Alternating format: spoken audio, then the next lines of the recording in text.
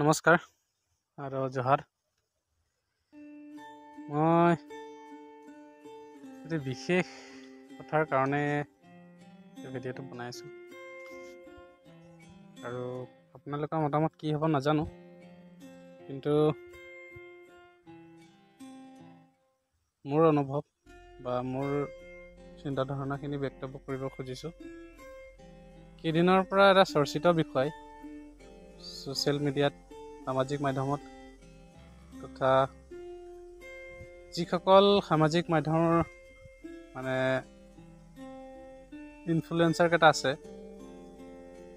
তেখেতসকলে দুদিনমানৰ পৰা এটা বিষয় বৰ বেছিকৈ চৰ্চিত কৰিছে আৰু চৰ্চা কৰি আছে।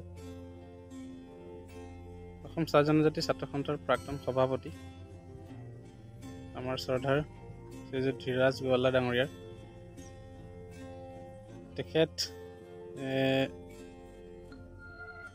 আগন্তুক নিৰ্বাচনৰ কাৰণে হয়তো চাগে গেৰুৱা বাহিনীৰ সৈতে যোগদান কৰিব তথা বিজেপিত যোগদান কৰিব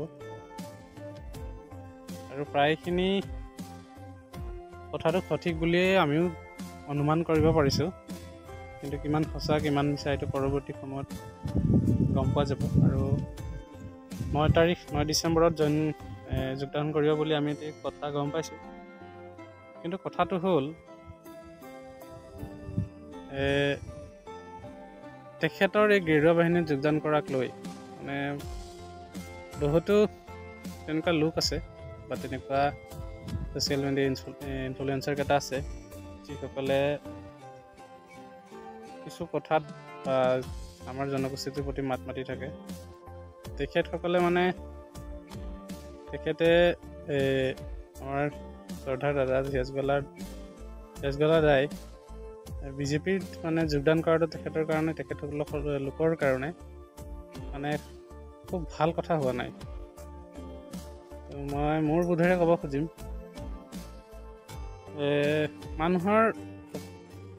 সকলো মানুহৰে নিজৰ স্বাধীনতা আছে, নিজৰ জীৱনটো আগবঢ়াই লৈ যোৱাত স্বাধীনভাৱে চিন্তা কৰাৰ সকলোৰে স্বাধীনতা আছে। আৰু মই নাভাবোঁ যে এইটো তেখেতে বেয়া কৰিছে বুলি। তেখেতে এসময়ত আছিলে ছাত্ৰ সংগঠনৰ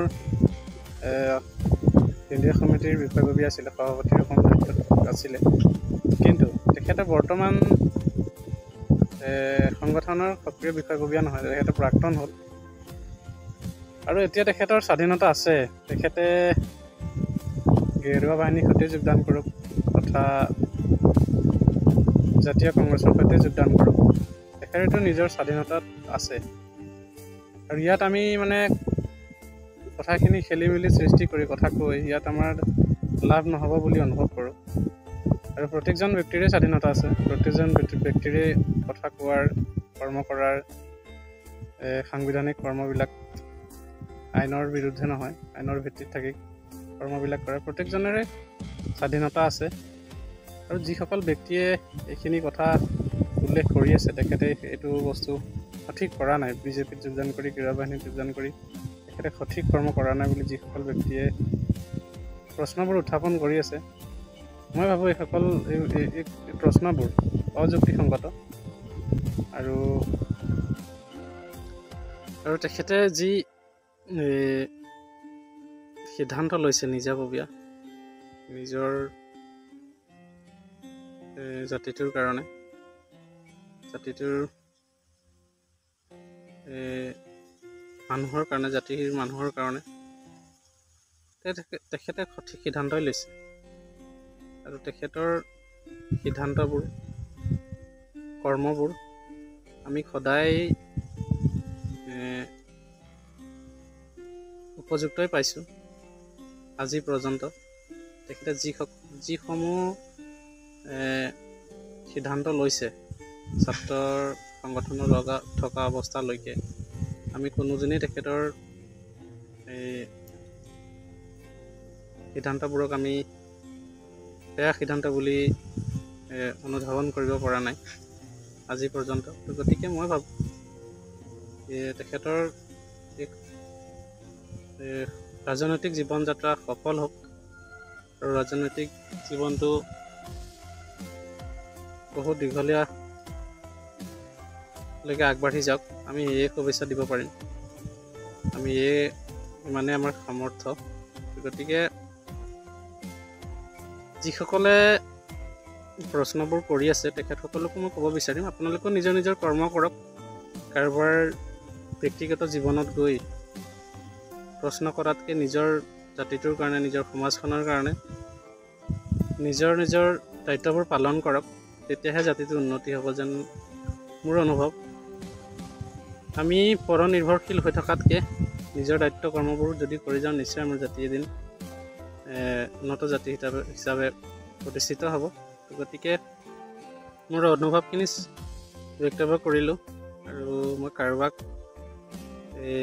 অনুভৱৰ বিৰুদ্ধে ক'ব খোজা নাই, কাৰণ সকলোৰে নিজৰ মই কৈছোঁ স্বাধীনতা আছে, ক'বলৈ স্বাধীনতা আছে, থাকিবলৈ, খাবলৈ, ফুৰিবলৈ সকলো স্বাধীনতা আছে।